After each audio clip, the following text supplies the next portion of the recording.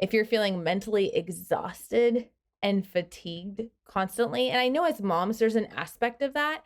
Sure. But I think that sometimes we blow past that really easily and we just assume that, well, moms are tired, so this is okay. And I just need to push through it.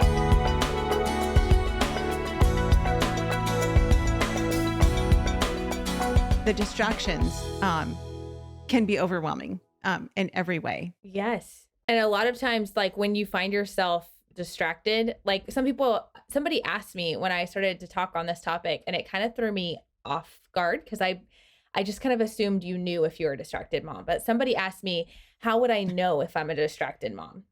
And I was like, oh, okay, I guess I can break this down a little bit.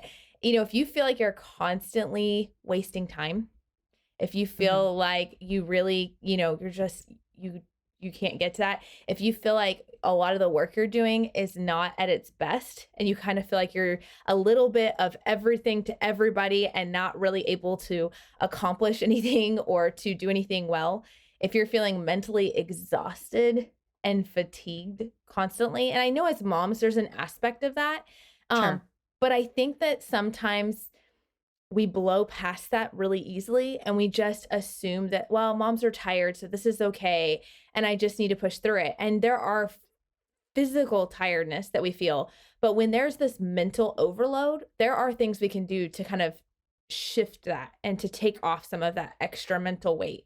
And I think that's something that we oftentimes just don't think about. Yeah. Yeah. And I definitely want to talk about that and just give some practical advice on what can Yeah. we do? How do we navigate through this? But let's talk first about the problem as a homeschool mom, because we're talking to homeschool moms.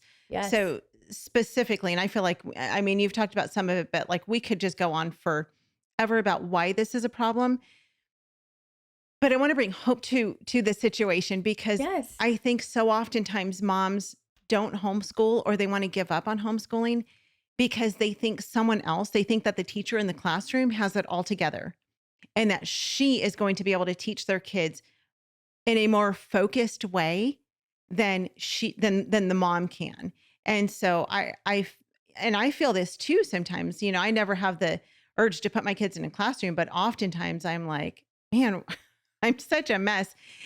And it's hard for me to sometimes teach my kids to be focused because we do get things done. I don't want to sound like, we just, lollygag around the house all day, every day. I mean, that wouldn't, that wouldn't work for anybody, but monkey see, monkey do. I mean, my girls very much take after me in this aspect. And so I know it drives my husband crazy. I don't do it on purpose. It's just how my personality is. And he loves me through it. But let's talk about the problem of this for homeschool moms. And then let's try to give some practical ways to overcome it. Yeah, absolutely. I think one of the big problems with it is that we can, for me, one of the ways this kind of showed up as a problem in my homeschool is I was a habitual curriculum hopper for the beginning of my homeschool years, whether it was mid-year or whether it was at the end of the year, but constantly changing up different curriculums because I was like, ooh, something new and shiny and FOMO, it's a real thing. And, all the different things. And I was constantly switching things up. And so there were some gaps and inconsistencies there that fell into that for my kids that I know that they suffered because of that. It was also hard for them because of my distractedness, I would oftentimes have different expectations for the day. And so if I was feeling unmotivated, then I would be like, everything can slide. Either we're not going to do homeschool or we're going to do it, but the standards are not going to be as high. And then the next day I would be very motivated and I would expect my kids to match my motivation, which is really not fair to them whatsoever because they had no idea. And my kids learned really fast the system to things. They learned that if mom was tired and overwhelmed, they could get away with not doing school or not doing as much. And if mom was like really motivated, they were probably going to have to do like 2 or 3 days worth of school in one day. Cause then I'd be feeling this panic of being behind.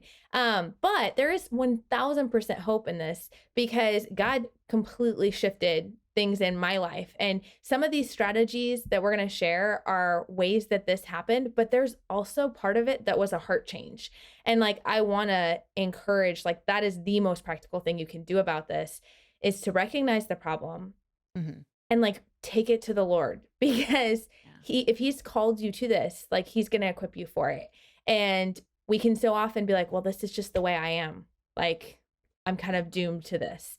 And that's not at all the case. Yes, God has made you uniquely how you are. And there's strengths to being a highly distracted homeschool mom. And we can talk about that. But there is also sin that's interwoven into these things, and asking God to really confront that in your heart and to change those things.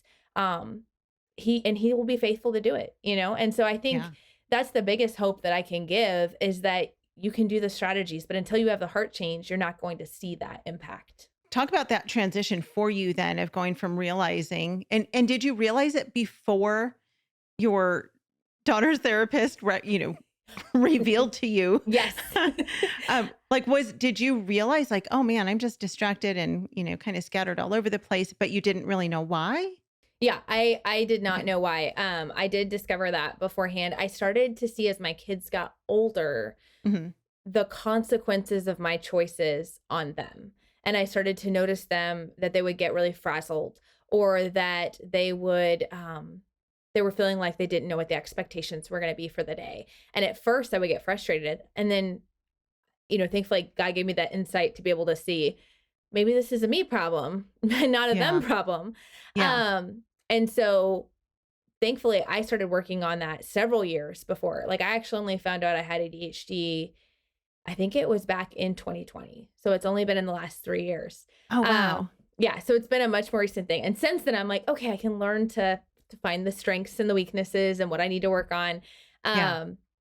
But yeah, for many years, I had no idea why. I just was like, something's a little off here. And I'm just constantly going all the different directions. But there are many benefits to it too. Homeschool Insights is sponsored by CTC Math. If you're looking for a great online math program, visit ctcmath.com and try it for free. For more great homeschool inspiration and resources, listen to the Schoolhouse Rocked podcast every Monday, Wednesday, and Thursday.